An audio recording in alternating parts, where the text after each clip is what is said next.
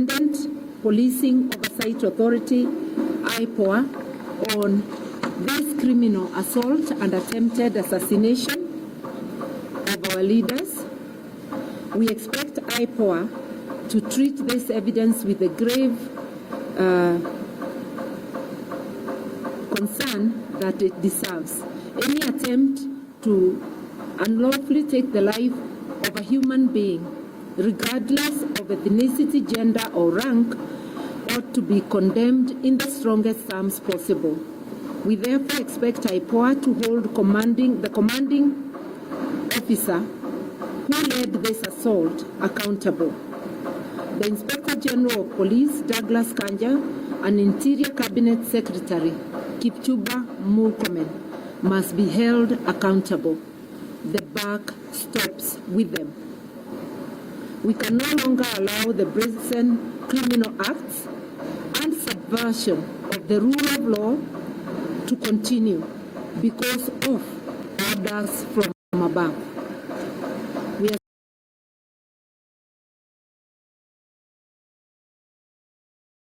saying enough is enough. We have heard Ruto saying enough is enough, but we remind him as an employee, you can never tell your employer enough is enough. You can only pack your bags and go. We are his employers. We are telling him enough is enough. This has to stop. He cannot create a Haiti-like militia in Kenya to destroy the peace and tranquility that we have been having. Fellow Kenyans, our country is ailing. Some even say it is at war with itself, not because of the global recession or pandemic, but because of an epidemic called William Samoei Ruto.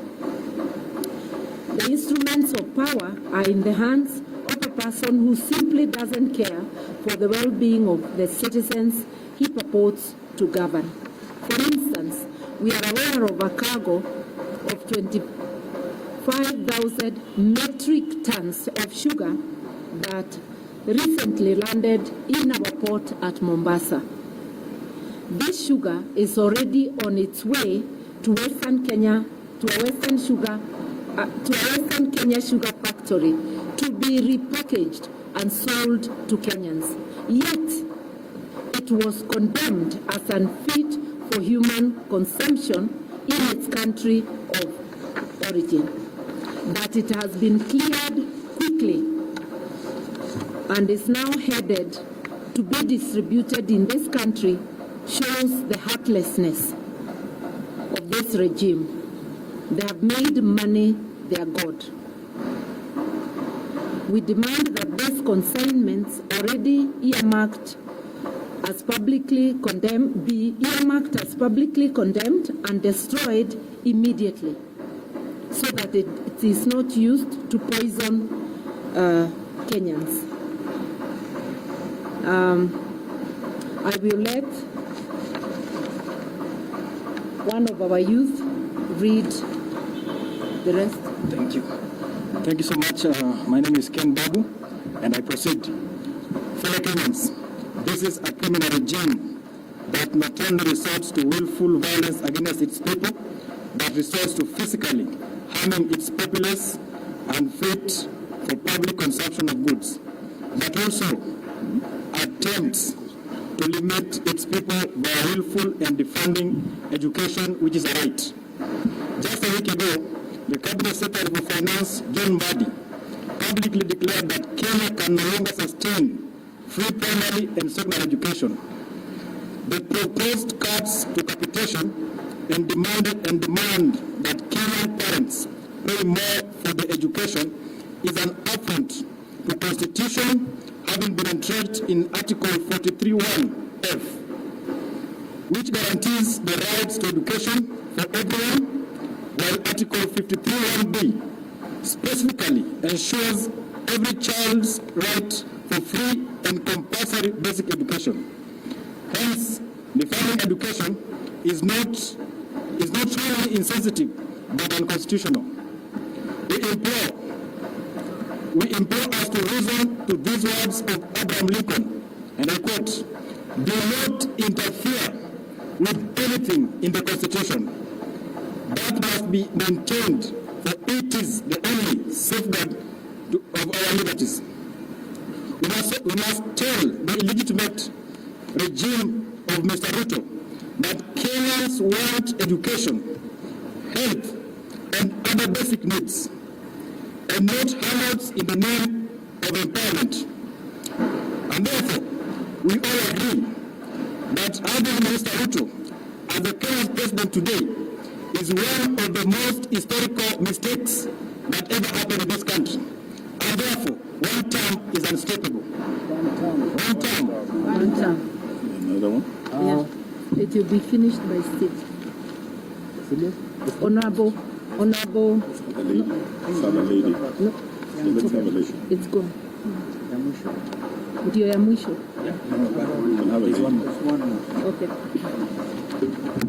Under Ruto's torrid regime, our beloved country has in under 3 years, we have been subjected to socio-economic and emotional assault as the people of Kenya, which is illegal, unconstitutional, and criminal in every form.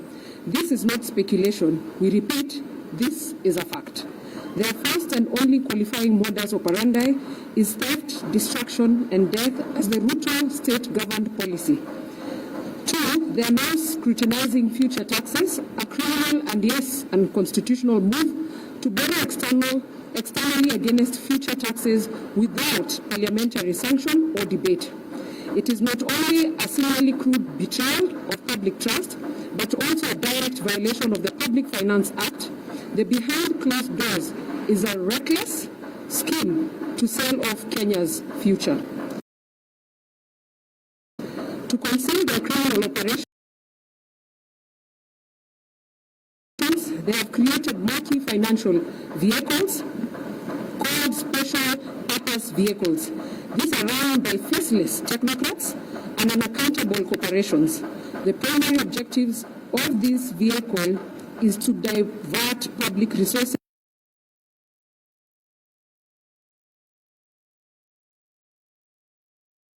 like robbery. It is shameless thievery, the likes of which no nation on planet Earth has ever seen or should witness. We call for the following with immediate urgency. Number one, Parliament must reclaim its authority and halt the illegal securitization of public taxes. Two, an independent audit into all SPVs being used to handle public resources. Three, the government must restore full capitation to schools and publish a clear time-bound commitment to fund free education as enshrined in the law. Four, Kenyans must mobilize, organize, and resist through civic engagement, legal action, and national solidarity.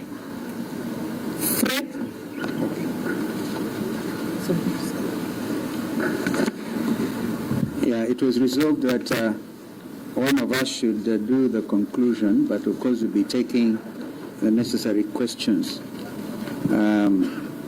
This is very brief. Friends of goodwill, as the united opposition, we will not be silent as our country is auctioned. We will not bow down to intimidation.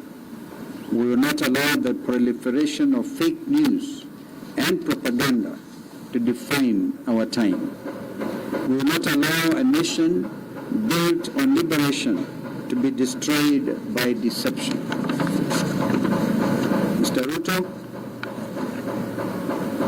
together with your team, you're on borrowed time. Hashtag one term is not just a reality, it is an eventuality.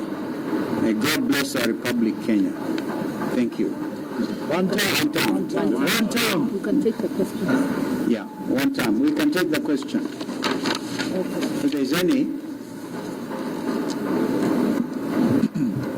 and you can actually observe our inclusive nature of presentation. We will not leave the youth behind, and we will not leave the women behind. Nobody will be left behind. We do not claim monopoly of presentation going forward. Any question?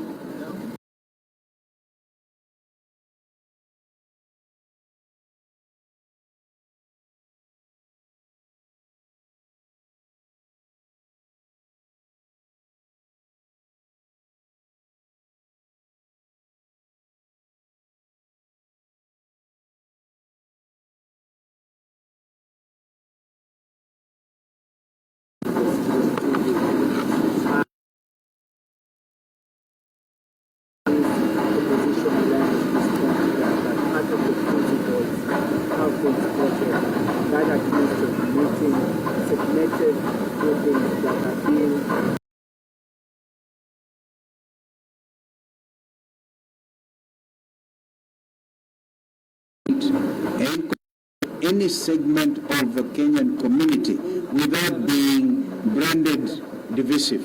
Absolutely no. We are not a divisive thing, and I think our sister was on one such trip in the States. If that's what you're referring to, I think Mother should handle that. We have already said in our statement, a desperate regime resorts to... There's no place on earth I know where you call a meeting and only certain people come. When it's a public meeting,